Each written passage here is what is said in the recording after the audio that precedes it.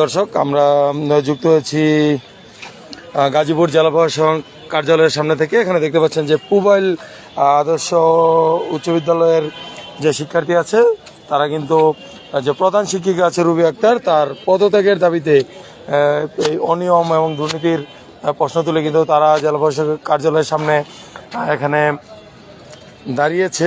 তার পদত্যাগের দাবিতে আমরা দেখানোর চেষ্টা করব। স্কুলের যারা কোমলমতি শিক্ষার্থী আছে তারা বিভিন্ন ব্যানার ফেস্টুন নিয়ে কিন্তু দেখতে পাচ্ছেন যে তারা দাঁড়িয়েছে। আপনারা কেন এসেছেন আমাদের জানান তো।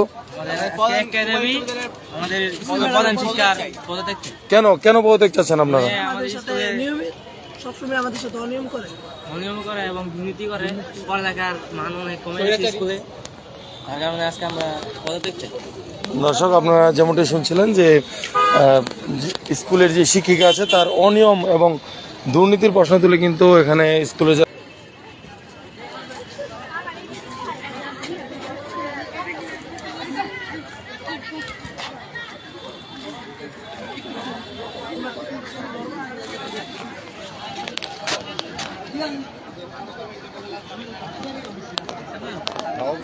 একজন তো রেখা যায় কি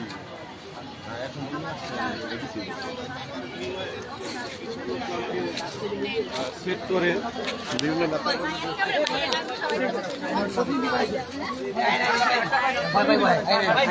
আগে জায়গা যান।